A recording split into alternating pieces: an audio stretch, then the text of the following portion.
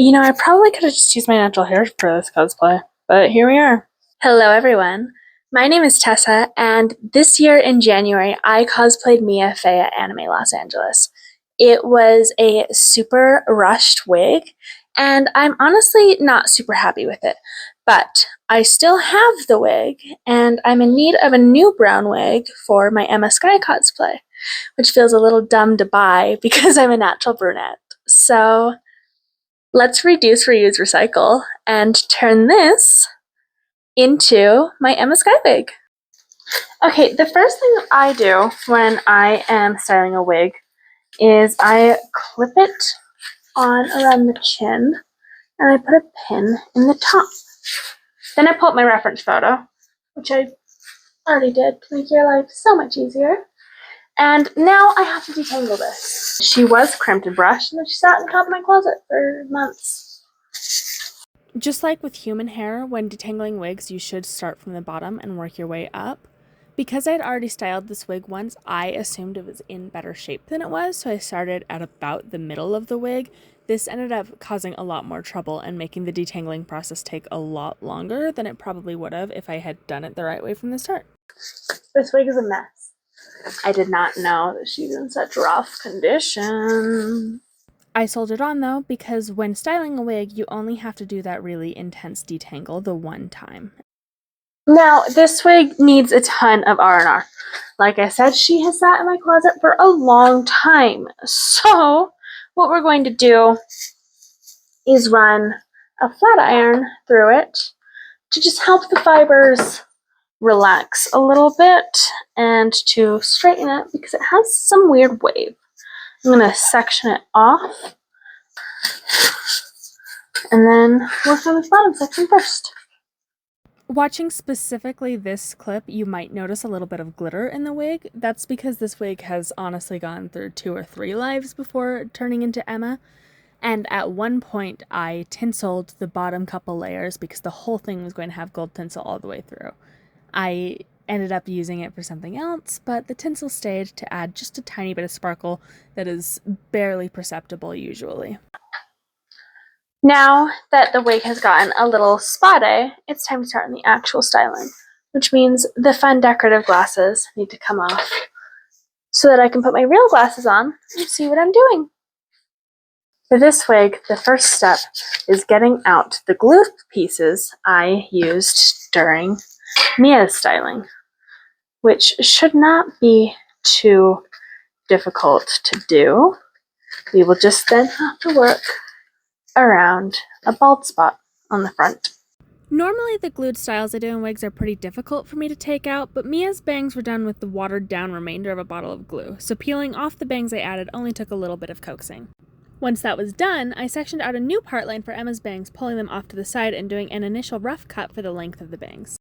After that initial rough cut, I held my scissors vertically to do some point cuts, which helped to feather out the ends and soften the blunt edge, giving a more natural look that would be easier to style. Once I was satisfied with the length of the bangs and how the ends looked, I combed through the hair to get any loose pieces and started dividing the hair out to style with my flat iron.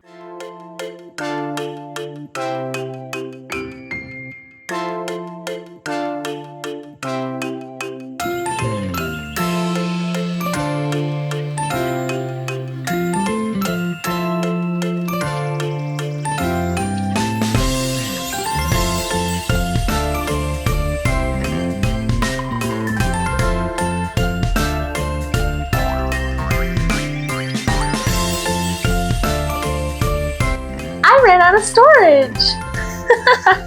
So I had to delete some things, but I started over on this end and trimmed these ends to get this face framing bit. Now, with my flat iron, I'm just going to take through and curl at the bottom. And I hold that curl at the bottom.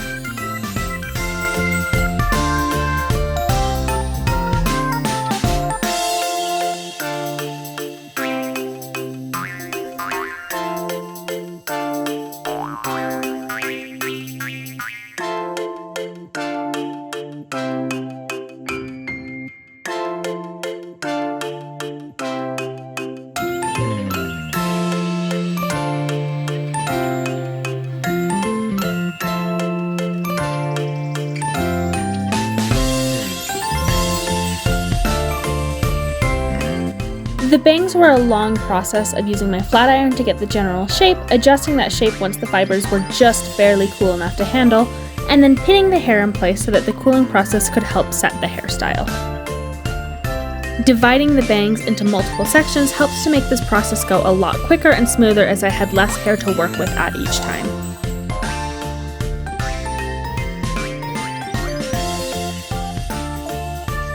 And then just like all the other sections,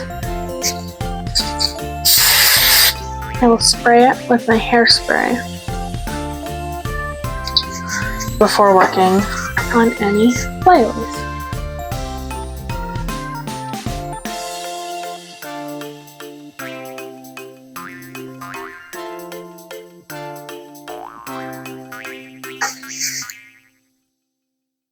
Now that the bangs in front are styled the way that I want them to be, I can add her little glasses and then work on my favorite part of the Apollo Justice Emma, which is the bun she has in the back. The bun starts with very careful sectioning. I don't want the wefts showing at all, but I do want to grab hair from the wig itself.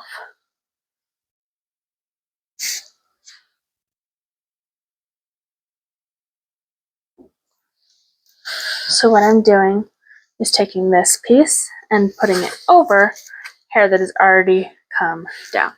I will do the same on this side and take only a bit from the center to comb in to the bun she has.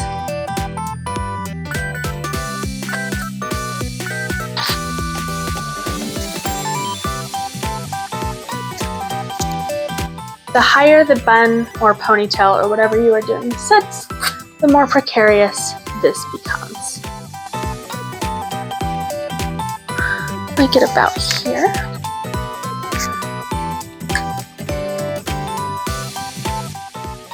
I just use regular rubber bands like you would use for your own hairstyle to make a ponytail. Once that's done, I will hold it out of the way while brushing out the hair that isn't in it before pulling slightly to make sure that any visible tracks are covered.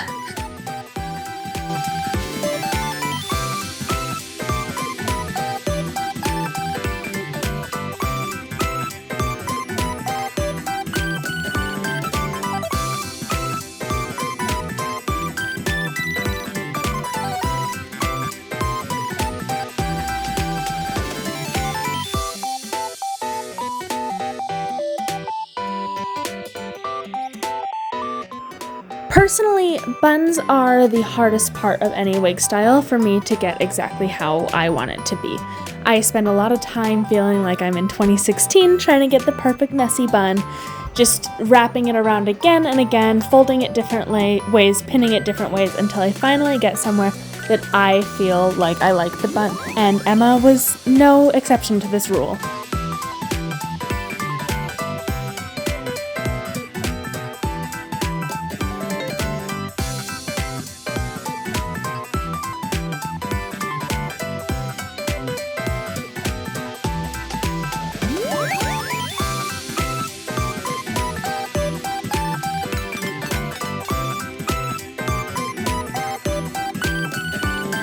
Several attempts later, I was finally happy with how the half-up bun looked from every angle, so all that was left for me to do was throw in some extra bobby pins for support, hairspray it one last time, and give it a quick steam to lock the style in before trying her on.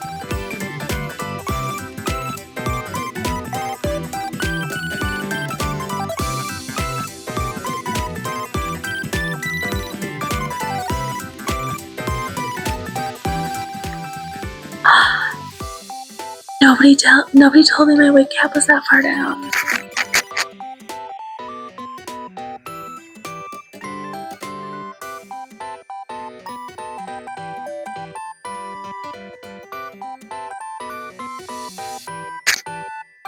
Nevertheless, I am still feeling good.